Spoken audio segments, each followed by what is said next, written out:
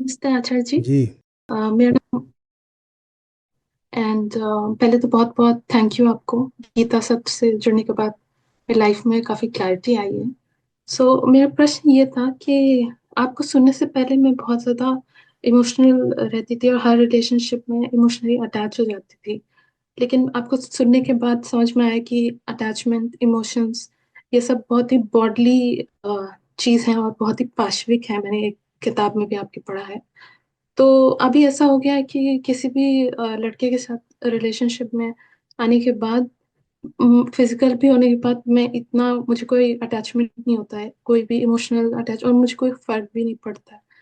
तो मुझे ये चीज़ पे आपकी थोड़ी क्लैरिटी चाहिए थी। मैं अभी कनाडा में हूँ, अपनी पढ़ाई कर रही हूँ, जॉब भी करती हूँ पार्ट टाइम।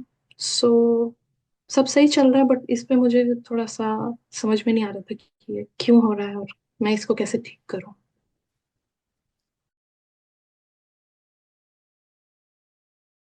क्या चीज़ समझ में नहीं आ रही है? अगर समझे बिना ही आप कह रहे हैं कि सब सही चल रहा है, तो कैसे सही चल रहा है? क्या है जो समझ में नहीं आ रहा? सही मतलब कि पढ़ाई और जॉब तो सब सही चल रहा है, ठीक कॉलेज और है। सब कुछ। ठीक है। बट ये चीज मुझे लगता है कहीं ना कहीं गलत है। बट जब मैं आपको सुना मैंने, तो उसमें लगता था कि वैसे भी इमोशनली अटैच नहीं होना चाहिए। तो मुझे लगता है कि फिर नहीं, इसमें गलती क्या है जो मैं कर रही हूँ। नहीं, सही गलत की बात नहीं है, समझने या ना समझने की बात है। आप कह रहे हो कोई फर्क नहीं पड़ता। कोई फर्क नहीं पड़ता तो ये सब ना हो तो भी कोई फर्क नहीं पड़ना चाहिए। तो अगर कोई फर्क सचमुच नहीं पड़ता तो ये सब है क्यों? जो भी है, इमोशनल नहीं है, फिजिकल है, वो भी क्यों है? मैं उसको मना नहीं कर रहा हूँ, मैं यहाँ पर मोरल एंगल तो लेता ही नहीं हूँ। पर जो बोध है, अंडरस्टैंडिंग है, do we understand what's happening even at the physical level? And it might be all right, I am not going to police it, but do we understand?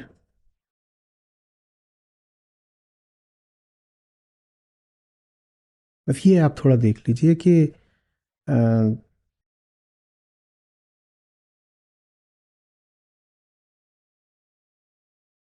हाँ, ये एक आफत निश्चित रूप से होती है, इमोशनल क्लिंगिंग।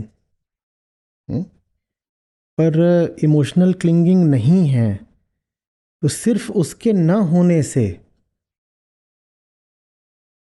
जो time, energy, mental space invest होता है फिजिकल एडवेंचरिज्म में, क्या वो जस्टिफाई हो जाता है? मैं फिर कह रहा हूँ, मैं वो पोजीशन नहीं ले रहा हूँ बिल्कुल कि किसी इंसान को, खासकर लड़की को, अपनी बॉडी की सैंक्टिटी का ख्याल रखना चाहिए वगैरह वगैरह, वो हटाया। पर कोई भी चीज़ आपसे, आप यूं ही तो किसी फिजिकल रिलेशनशिप में नहीं आ जाते ना, उसमें भी समय लगता है। हूँ, किसी को मेंटल स्पेस देना पड़ता है, बात करनी पड़ती है। It could range from hours two days two weeks two years, sometimes it eats up your entire life. Is it worth it? आप फिजिकली अटैच होते हो ले दे करके, फिर उससे फिजिकली प्लेजर मिलता होगा, क्योंकि इमोशनल तो आप कह रहे हो कि कुछ है नहीं, तो ले देकर फिजिकल प्लेजर ही मिलता होगा। तो वो जो फिजिकल प्लेजर है, is it worth the investment? बस ये क्वेश्चन है। Do we realise the trade off, कितना उसमें जा रहा है और कितना उसमें से मिल रहा है? और ये विचार आपको खुद करना पड़ेगा, क्योंकि आप एडल्ट हैं, आपकी ज़िंदगी है, आपको देखना है, सोचना है। किसी और को हक नहीं है कुछ इसमें करने का। लेकिन ये सलाह दी जा सकती है कि आप, नहीं है इमोशनल क्लिंगिंग, बहुत अच्छी बात है, नहीं है इमोशनल क्लिंगिंग तो, लेकिन ज़िंदगी तो इतनी ही बड़ी है ना, उसको कहाँ इन्वेस्ट करना है? हुँ? और आप बिल्कुल ऑटोमेटन तो बन नहीं सकती हो कि मैं इतनी ज़्यादा मैकेनिकल रोबोटिक हो गई हूँ कि the whole process lasts just 10 minutes. ऐसा तो नहीं हो सकता। It consumes its own share of time and energy and everything, attention, ये सब होता है। हुँ?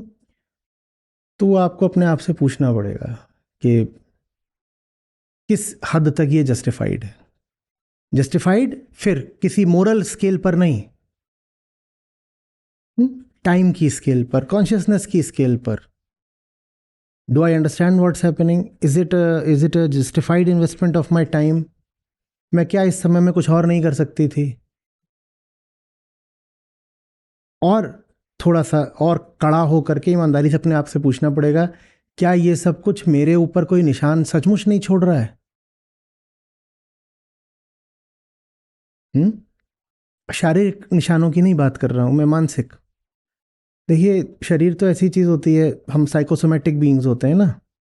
हम तो कुछ खाते भी हैं तो उसका भी असर मन पे पड़ता है ना. और वो शरीर की बात है, आप कुछ उल्टा पुल्टा खा लीजिए, उसका असर पड़ेगा. नशे का भी यही सिद्धांत होता है. आप कुछ ले लीजिए, उससे दिमाग चक्कर खाना शुरू कर देगा. तो उसी तरीके से ये जो सेक्सुअल यूनियन होता है, ये भी एक फिजिकल चीज़ है जिसका मन पर असर पड़ता है. ये भी मन पर निशान छोड़ता है. तो आप इमोशनली भले ही नहीं अटैच हो रही हों, पर क्या आपने परखा है कि इसका मन पर क्या असर पड़ता है? असर तो पड़ता ही है. और अगर रिश्ता सोच समझ के बनाया हो तो अच्छा असर भी पड़ सकता है. अच्छे रिश्ते की पहचान ही यही होती है कि उसमें मन साफ हो जाता है. तो ये बातें आपको अपने आप से पूछनी पड़ेंगी कि मैं जो संबंध बना रही हूँ वो मेरे मन को साफ कर रहे हैं या गंदा कर रहे हैं. और अगर गंदा भी कर रहा है और मेरा समय भी ले रहा है, तो ये कैसी डील हुई कि मैंने अपना समय किस चीज़ में लगा दिया? और गंदा होने में. समय लगाने में भी कोई हानि नहीं है अगर वो रिश्ता ऐसा है कि वो आया और एक इंटरनल क्लींजिंग हो गई उससे. But is that happening?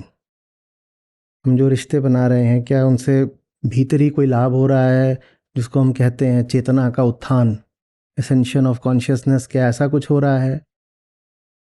हम्म? नहीं, ऐसा तो नहीं कि ये एनकाउंटर्स मुझे भीतर से थोड़ा थोड़ा और गंदा करके छोड़ जाते हैं. हो सकता है, नहीं भी हो सकता है, मैं नहीं जानता, आपको पूछना पड़ेगा. And in this you have to look at yourself again in a conscious way. इसमें वो सब नहीं है कि गिल्ट और समाज क्या बोलता है और मैं इंडियन ओरिजिन की हूँ तो मुझे अपने एक खास संस्कारी तरीक़ों से सोचना है. उस सब की कोई ज़रूरत नहीं है. और हम इंसान हैं, हम कहीं पर भी अपनी एनर्जी लगा रहे हैं. कुछ हम अपने शरीर के और मन के साथ होने दे रहे हैं. तो हमें पूछना पड़ेगा ना, एक ही ज़िंदगी है, उसमें भी अभी आप जवान हैं. जवानी तो और छोटे पीरियड के लिए होती है, तो हम उसको किस में इन्वेस्ट कर रहे हैं? बस ये सवाल.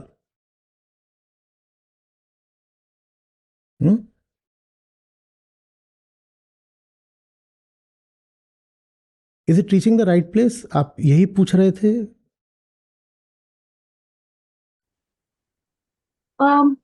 एक्चुअली हाँ, ये मैं पूछ रही थी.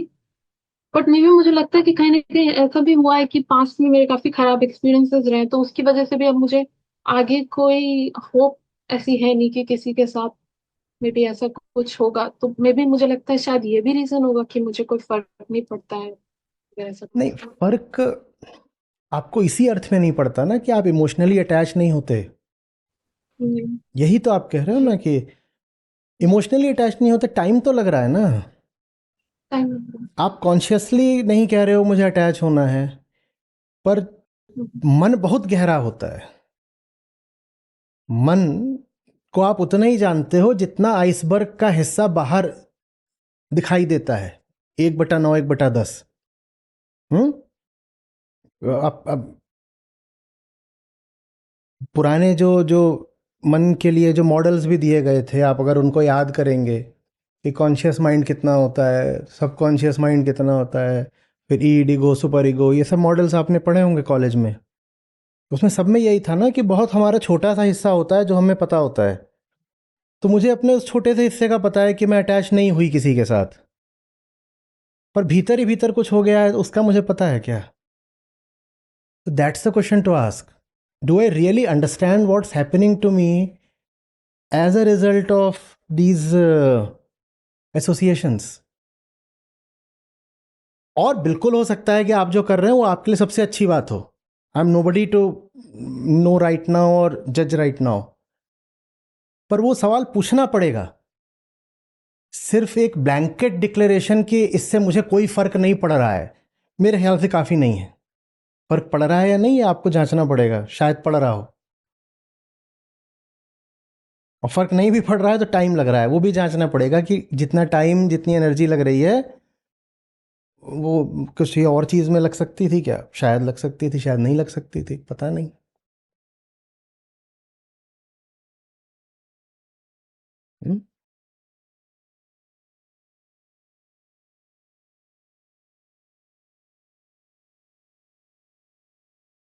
Be more conscious, ask more questions, be more detach towards your self, what's going on, यही पूछिए बार बार। जब आप एक डिसीजन लें, पूछिए कि what exactly went into the decision, मैंने क्या सोच करके हाँ बोला है। क्या मैं बोल तो रही हूं कि कोई इमोशनल एंगल नहीं है, कोई डिजायर नहीं है, तो ये हाँ कहां से आ रही है फिर? हम्म? ये सब, और ये सब किसी पर्पज से नहीं करना है। मैं आपको इसलिए नहीं बोल रहा हूं कि आप जो कर रही हो रुक जाए। हो सकता है कि आप जैसे जा रही हैं वही सबसे अच्छा हो आपके लिए, पर हमें पता होना चाहिए। मैं पता जो भी हो रहा है, हमें पता होना चाहिए कि क्या हो रहा है। ठीक है। जी।